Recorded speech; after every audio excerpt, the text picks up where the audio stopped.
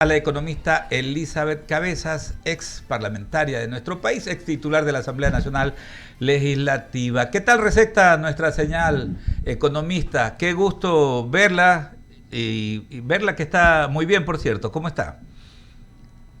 Muchísimas gracias, Alberto. Un saludo cordial para ti, para Leonidas, Está para Wendy, Michelle para también por todos quienes acá. están al otro lado de la señal. Les escucho perfectamente y tengo muy buena la imagen también. Qué bueno, oiga, qué bueno poder arrancar este diálogo con usted y justamente con esa experiencia parlamentaria que usted tiene, ¿no?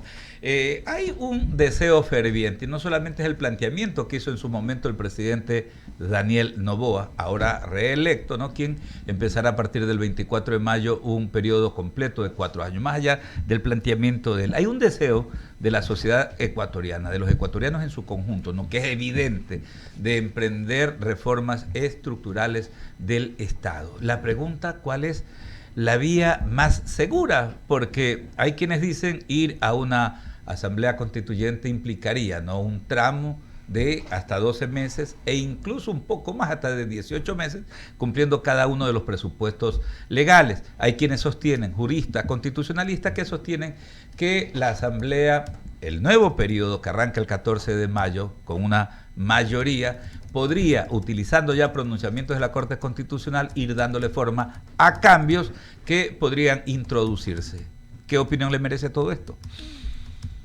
Bueno, Alberto, muchísimas gracias. Y en base a la consulta que usted me ha planteado, el pronunciamiento y anuncio que ha hecho el presidente Daniel Noboa en función de la necesidad de una nueva constitución, de cambios fundamentales en la constitución, es un anuncio movilizador y que yo diría prevé hacer cambios en temas que ya se han comprobado que definitivamente son un nudo crítico en la gestión de gobierno, cuanto también en todos los procesos de gestión gubernamental. Y en esa línea yo considero que hay varios caminos, ¿no es cierto? Uno efectivamente es el convocar a una asamblea constituyente a través del mecanismo que además está ya previamente establecido en la Constitución, previo un dictamen favorable de la Corte Constitucional, luego una consulta popular en la que la ciudadanía avala esto, luego el tratamiento per se de los cambios y posteriormente también la aprobación de esos cambios a través de una votación. Entonces, hay procedimientos que tomarán tiempo, sí, pero que evidentemente pueden ayudar a hacer cambios significativos en varios temas fundamentales. Si bien el presidente no ha anunciado todavía y no sabemos la magnitud o la cantidad de cambios que él tiene previsto, pero evidentemente hay temas relevantes en los que posiblemente vamos a coincidir con organizaciones de la sociedad civil, con ONGs, con movimientos políticos, con muchísimos otros grupos desde el otro lado que sería la ciudadanía.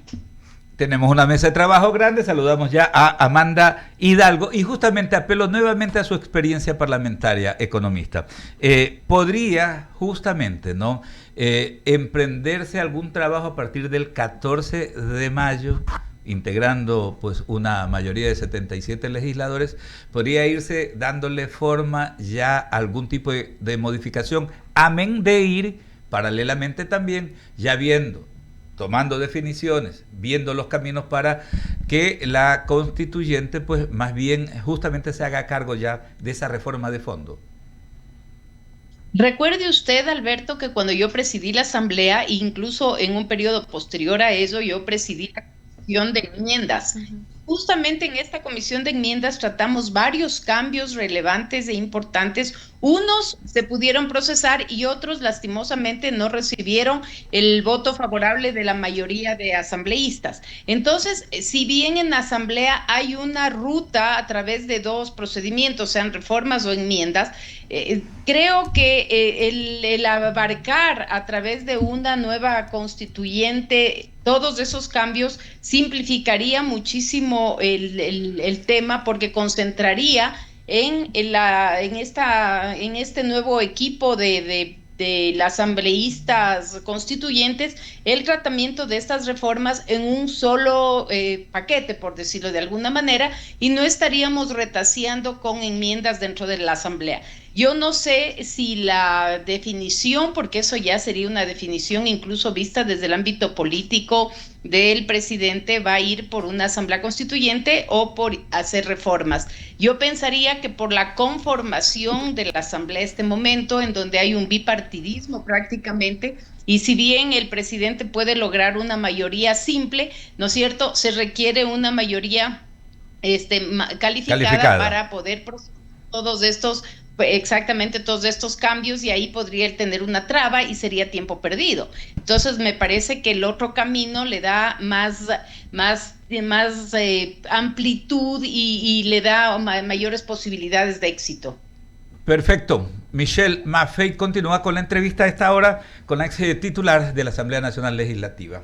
Economista, yo tengo una pregunta más que todo del proceso y los tiempos. Si sabemos que va a haber una constituyente y quieren cambiar la constitución como tal, que yo no lo apoyo porque lamentablemente, y eso es mi know-how más que todo en cuestiones penales, aquí los fiscales, jueces, abogados interpretan la ley como se les venga en gana, no solamente por una cuestión de que las leyes deberían ser en beneficio de los ciudadanos.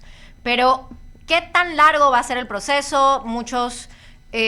Muchísimas personas o abogados han mencionado que podría tomar hasta 3 años. También es un gasto económico y un gasto energético enorme para el gobierno de turno.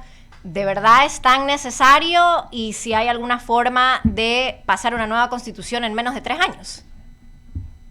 A ver, yo creo que hay varios puntos que hay que analizarlos ya de manera más acotada. Usted hace referencia a un tema en el ámbito de la seguridad y definitivamente ahí hay reformas importantes que van en el ámbito del Código Orgánico Integral Penal y que no necesita un cambio constitucional, sino simplemente una revisión en la Asamblea de esta normativa y de esta ley.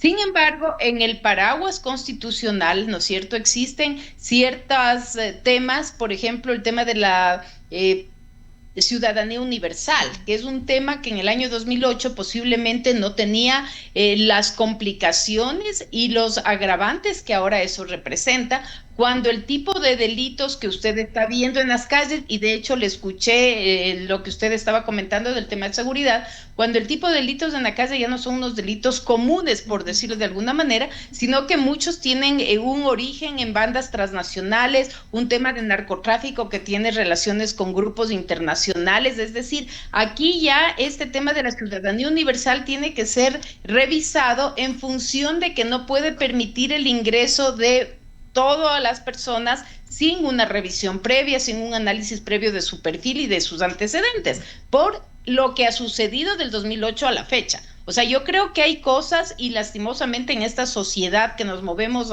a una velocidad impresionante con un tema de globalización, hay cambios que son necesarios en función de la realidad y del pragmatismo del día a día. Entonces, ese tema, por ejemplo, de la ciudadanía universal es un tema que está a nivel constitucional. Y evidentemente hay otros temas en el ámbito de la seguridad, pero de ahí pues ya se deriva algunas cosas que usted podría cambiar en el COIP y en función de eso ajustar ya la norma, que ya es una tarea del legislativo. El tema, y por decir otra cosa que es sustancial, el tema del Consejo de Participación Ciudadana y Control Social. Mire que cuando yo presidí la Asamblea, uno de los temas que discutimos fue justamente la desaparición del Consejo de Participación. Vi una enmienda. Sin embargo, en la Asamblea no tuvimos 2 votos y por lo tanto ese punto no se pudo procesar. ¿Y qué es lo que ha pasado de hace 4 años acá? Solamente terminó la idea. El Consejo de Participación Ciudadana, al cual yo incluso defendía por el tema de la participación ciudadana, porque pensaba que ese era un rol fundamental, definitivamente lo que nos ha demostrado es que no está cumpliendo ni con la una cosa que es la participación, peor con el tema de designación ágil y oportuna, porque se han demorado años en designar autoridades y además dentro de una manipulación política que es terrorífica. Hemos visto los audios, los videos, han pasado como 13 autoridades en el Consejo de Participación. Entonces, definitivamente es una instancia que no da más. Y en ese sentido también el cambio tiene que ser a nivel de estructural, en este caso de estructura del Estado, porque sería la desaparición y eso tiene que ser evidentemente desde una asamblea constituyente. Gracias, economista. Leo.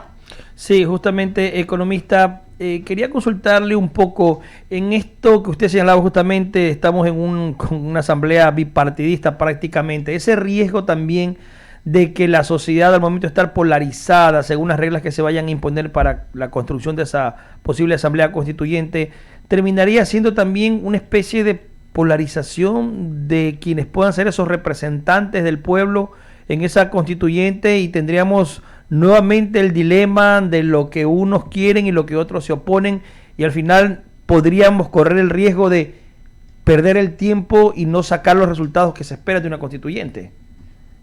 Bueno, es un riesgo, efectivamente, ahora con esta polarización de dos agrupaciones políticas es un riesgo, pero también depende de la mecánica que se opte para la designación de esos candidatos. Si bien todos tienen que ir aupados por un movimiento o partido, pero evidentemente pueden ser representantes de organizaciones sociales, de cámaras, de gremios, de academia. O sea, también ahí los partidos políticos pueden jugar un rol importante al seleccionar sus representantes y no necesariamente de su militancia, sino podría ser también invitados, como lo han hecho en el caso de candidatos de la presidencia de la República que hace poco estuvieron en la papeleta y que ninguno era militante de las organizaciones a las cuales decían representar.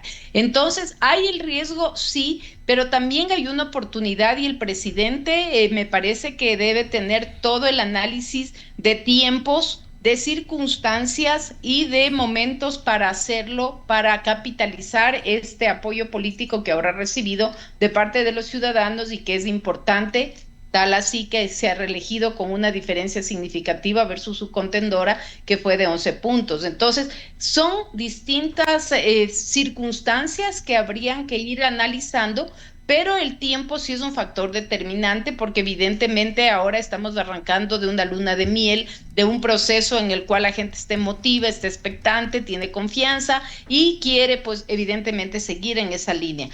Si esto no se hace de manera oportuna, también se corre el riesgo de que el desgaste del ejercicio del poder, que es normal en cualquier representante, vaya pasándole factura y vaya posiblemente a tener un revés. Acordémonos lo que le pasó a Guillermo Lasso, que correcto, dilató la convocatoria, lo hizo en un momento totalmente inoportuno cuando su nivel de confianza y de popularidad era bajísimo y pues el resultado estuvo ahí a la vista. Fue un rechazo más al gobierno que una respuesta a las preguntas que se plantearon, que en un momento determinado incluso ahí se planteó la desaparición del Consejo de Participación. Entonces yo creo que hay que entender los momentos, las circunstancias y ser muy inteligente y estratégico para poder hacerlo en el momento oportuno y acelerando los tiempos para no dilatar la resolución de esto mucho, ¿no? Economista, y solo para antes del paso a Amanda Hidalgo, pero y para conseguir aquello, pues obviamente el presidente en este momento es el momento idóneo. Ahora, hay otros temas también que preocupan a la ciudadanía, por ejemplo, el tema de la seguridad. El presidente tiene varios frentes también abiertos con la disputa dentro de la propia Asamblea Nacional que se ha conformado, donde tenemos ese bipartidismo. Es decir, podrían haber momentos en que puede pasar el tiempo y al final se desgaste el presidente un poco. ¿Cómo conseguir que sea ya esa aplicación de conseguir esa constituyente? Mire, la Asamblea Constituyente va a estar en manos de la ciudadanía, su aprobación y todo este proceso más depende del ciudadano que de los partidos políticos y de la representación que estos tengan en la Asamblea Nacional. Entonces, en ese sentido, si el Ejecutivo logra en este tiempo resolver varios de los problemas gravitantes y que la ciudadanía los exige, el tema de salud, el tema de seguridad, el tema de educación, 4 o 5 temas fundamentales y logra hacer acciones que sean tangibles al ciudadano, es decir, que pueda mirar el ciudadano el tema mismo energético, el tema de vías, este invierno que ha sido tan fuerte y que ha afectado a muchísimas localidades, cantones, parroquias. Entonces, si el gobierno en general, no hablo solo del presidente, sino de su gabinete, que es el que tiene que estar en territorio actuando, logran resolver temas pragmáticos, donde yo como ciudadana miro y siento que efectivamente la vía que estaba hecho pedazos ha sido solucionado, de que no haya apagones, por ejemplo, medicamentos, etcétera, etcétera. Esas cosas le van a dar fortalezas al presidente. Entonces ahí es donde él va a acentuarse y va a mantener esa confianza que la ciudadanía le ha entregado. Economista Elizabeth Cabeza, expresidente de la Asamblea Nacional, estamos aquí conversando en el Diálogo de la Tarde. Le doy paso a mi compañera Amanda Hidalgo. Buenas tardes, doctora. Los Muchas tiempos gracias. que la veo, qué gusto encontrarla en este panel. Y bueno, creo que hay varios puntos en común, indistintamente de los partidos y de las ideologías que están, digamos, en el espectro de la política ecuatoriana, que son la reforma del Estado respecto a la cantidad de poderes que tiene el mismo. Creo que hay varios puntos en común que indistintamente de las diferencias, la mayoría de partidos convergen en la desaparición de ciertas instituciones, etcétera. Pero al final, creo que este debate sobre cómo está estructurado nuestro país en la función pública es un debate amplio, bastante histórico, que ha tenido varios matices, se ha planteado la opción del bicameralismo, etcétera, o sea, siempre está en el debate, ¿no? Es importante que voces como la suya, que han sido expresidentas de un poder del Estado, puedan dar una guía, una luz desde su experiencia sobre aquello, pero al final recaen en la responsabilidad que usted menciona, que es la que tiene la ciudadanía. ¿Qué mensaje puede darle usted a la gente que nos escucha sobre, no solo a los políticos, sino a la gente que elige, ¿no? Al ciudadano que vota? Vamos a tener otra vez candidatos que al final del día lo que importa es que sepan de la materia, que sepan de administración pública y a lo que van a una asamblea constituyente. ¿Qué mensaje puede darle usted a nuestros oyentes esta tarde? Bueno, importante comentar que el apoyo de la ciudadanía es fundamental para este proceso y miremos un poco en el pasado cuando se planteó el cambio a la nueva constitución en el año 2008.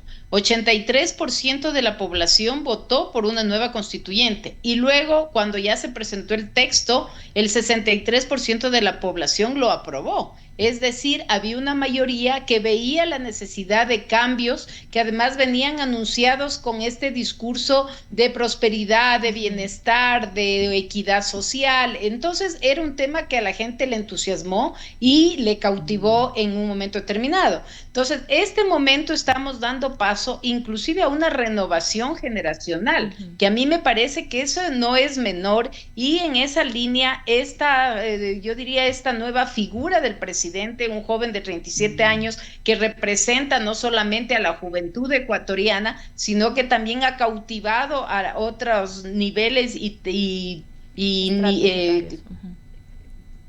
a otros niveles poblacionales en cuanto a edad, a grupos etarios exactamente distintos.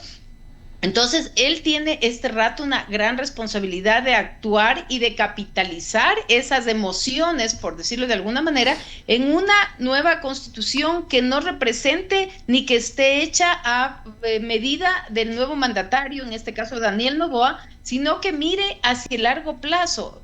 Fíjese que las cosas en los países han cambiado gigantescamente, la misma pandemia, los mismos órdenes internacionales, la misma globalización, ha girado muchísimo del 2008 hasta acá, han pasado 15 años, pero que han sido como 60 o 100, porque los cambios han sido realmente significativos. Entonces, si vamos a esa vorágine y a esa velocidad de cambios, hay que pensar que hay que tener una constitución de largo plazo, no una constitución para que sirva 4, 10, 20 años, sino efectivamente muchos años más con temas que no se caduquen en el tiempo y que permitan al país avanzar. El tema de la inversión extranjera, el tema de la educación, el tema de la salud, el tema de seguridad, el tema de la estructura del Estado y de las instituciones. Creo que son ejes fundamentales sobre los cuales hay que plantear cambios significativos. No hay que entrar en un debate minucioso de cada uno de los artículos de la Constitución del 2008. Me parece que hay temas que son importantísimos y que serían macros dentro de este debate y que cambiando eso se puede cambiar muchas de las otras cosas. Lo que usted decía, volver a analizar la bicameralidad. Yo particularmente no soy favorable a la bicameralidad porque sí tenemos los problemas y los conflictos de la asamblea actual replicados en una segunda cámara, lo que vamos a tener es el doble de problemas. Entonces ahí hay que pensar bien si definitivamente se va por un bicameralismo, que la Cámara Alta en este caso tenga menos representantes, tenga algún tipo de requisitos para su conformación, puede ser de edad, de formación, de experiencia, de tal suerte de que sea un filtro de la Asamblea o de la Cámara Baja, ¿no es cierto? Pero si vamos a replicar los pecados que ahora tenemos a diario con la Asamblea en una segunda Cámara, realmente creo que es complicarnos en los conflictos y en los problemas existentes. Entonces, el debate es un debate interesante, me parece que tiene que ser muy pragmático además y desconectado de las ideologías, sino pensando en una visión de Ecuador hacia el futuro, en un mundo globalizado, en donde el Ecuador está además muy orientado a exportar productos agrícolas, de pesca, y en donde hay fortalezas que hay que potenciar. Entonces, hay temas que yo creo que son muy significativos e importantes, y esta es una gran oportunidad como para debatirlos y ponerlos sobre el tapete. Sí, correcto. Yo coincido con usted en que al final lo de fondo es la calidad de profesionales que ocupan los cargos y quienes aplican las normas de que aquellos cargos representan. Y bueno, finalmente para cerrar sus reflexiones, coincido en que las constituciones no deben ser elaboradas como era la mayoría de críticas a la última que tenemos, como un traje a la medida, le decían, ¿no? Y qué importante que voces como la suya puedan participar de ese debate nacional, que va a ser uno de los temas más importantes, creo yo, en el primer año de gobierno de Daniel Noboa, Alberto. Sí, por supuesto que sí. Economista, agradecerle por este tiempo, ¿no? Por ilustrarnos, darnos sus puntos de vista en torno a este tema, que tiene que ser debatido, no hay que cansarse de conversarlo, de llevarlo a la mesa del diálogo, ¿no? Del análisis a profundidad, desde todos los sectores. Los ecuatorianos de bien debemos precisamente tener claridad en torno a este tema, así que nosotros le quedamos pues impercederamente agradecidos, ¿eh? Siempre a las órdenes, y para mí también siempre un gusto escucharles, Leonardo, Alberto, Wendy, Amanda, siempre encantada de poder conversar con ustedes. Un fuerte abrazo hasta Quito, son las 18 horas con... Igual. Gracias, son las 18 horas con 27 minutos, rápidamente no comentamos.